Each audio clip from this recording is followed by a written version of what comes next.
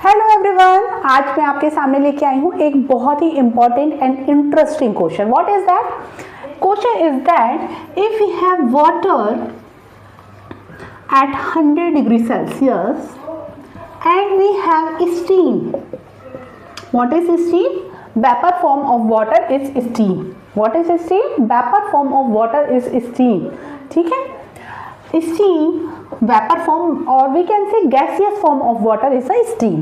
What we can say? Gaseous form of water is steam at 100 degree Celsius. मैंने क्या बोला? हमारे पास water है और steam है जो दोनों ही कितने पर है? 100 डिग्री सेल्सियस पे, है ना। आपको पता है कि वाटर का बॉइलिंग पॉइंट जो होता है वो 100 डिग्री सेल्सियस पे होता है। ठीक है भाई। What is boiling point?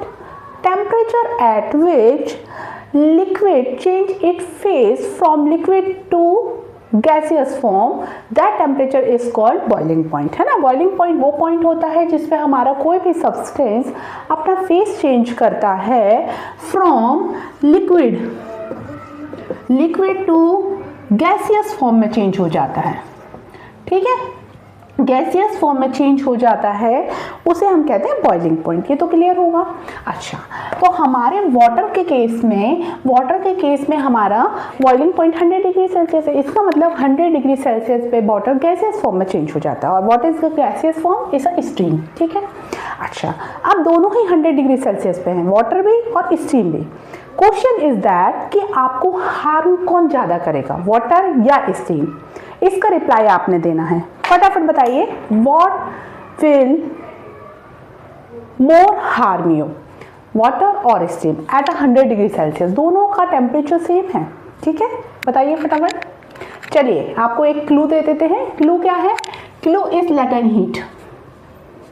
I think अब तो आप बता सकते हैं। नहीं, चलिए मैं बताती हूँ।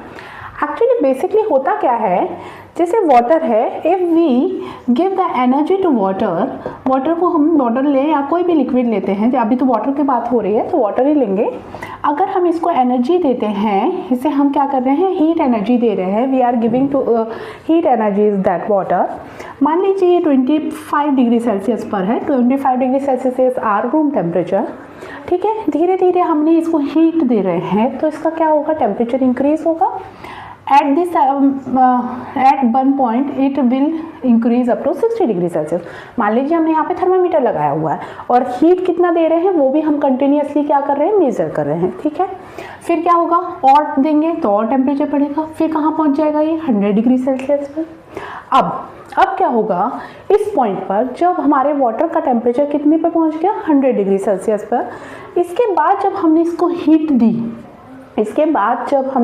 हीट कंटिन्यूसली दे रहे हैं, हीट दे रहे हैं, इसका मतलब क्या दे रहे हैं? इसको एनर्जी। और ये एनर्जी ही किसमें? टेम्परेचर के फॉर्म में हमें दिखाई दे रही है इंक्रीज होते हुए।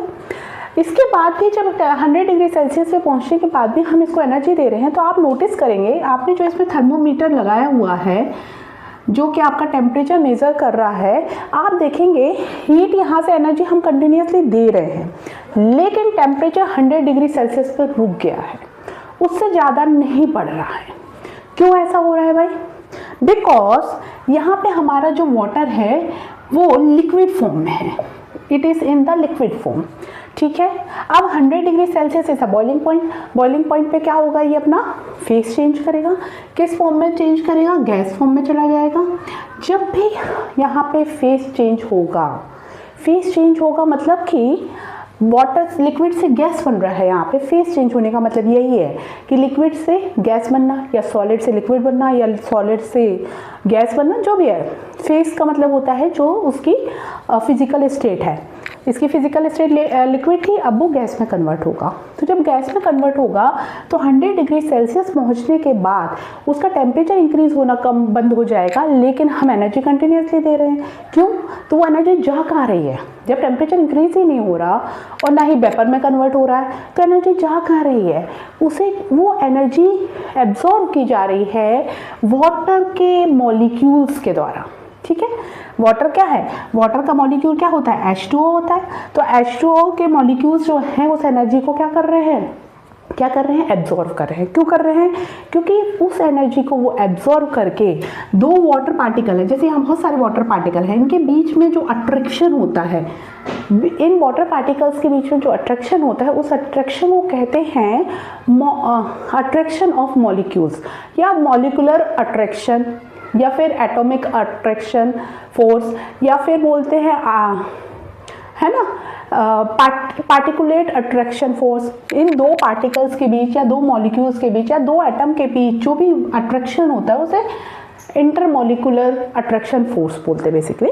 तो ये इंटरमॉलिकुलर अट्रैक्शन फोर्स क्या है, लिक्विड में ज़्यादा होता है और गैसेस में कम होता है।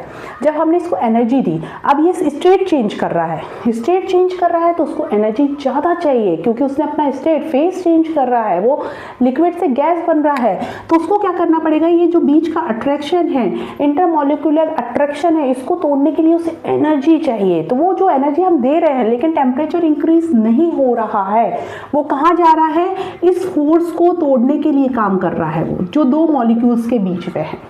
फिर ये फोर्स टूट जाएगा और वो गैस में चेंज हो जाएंगे।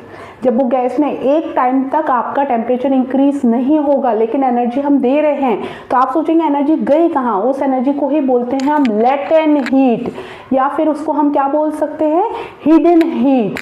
मतलब हीट तो दी जा रही है लेकिन चेंजेस नहीं दिखाई दे रहे हैं, तो वो चेंजेस कहाँ जा रहे हैं, दो मॉलिक्यूल्स के बीच के अट्रैक्शन फोर्स को तोड़ने के लिए काम कर रहे हैं।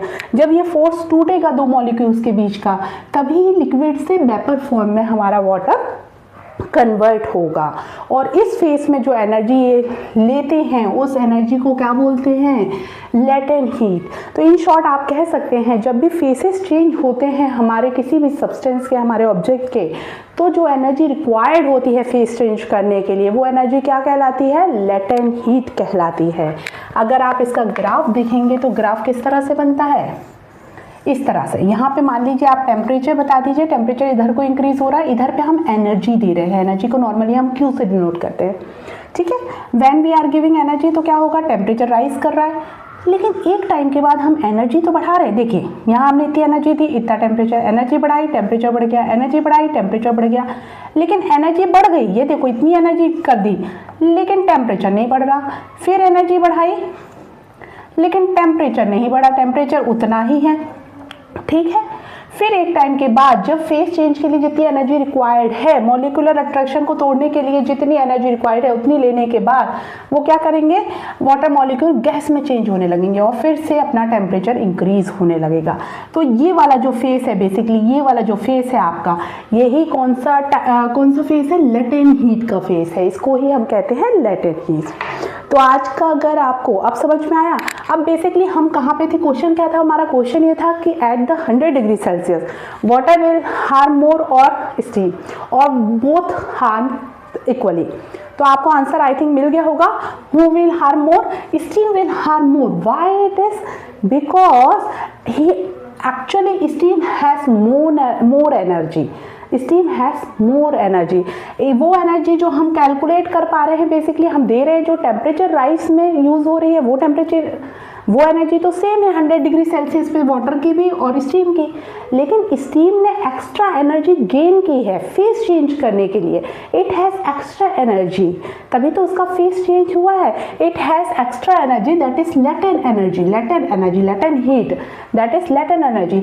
तो ये इसके पास एनर्जी ज़्यादा है, जिसके पास एनर्जी ज़्यादा होगी वो हार्म ज़्यादा करेगा, इसलिए 100 डिग्री सेल्सियस पर स्टीम ज़्यादा हार्म करती है as compare to 100 degree Celsius पर वाटर। ओके, तो आज का अगर आपको वीडियो पसंद आता है, आपके कॉन्सेप्ट क्लियर होते हैं, तो लाइक कीजिए, शेयर कीजिए, सब्सक्राइब कीजिए। Bye bye, good bye.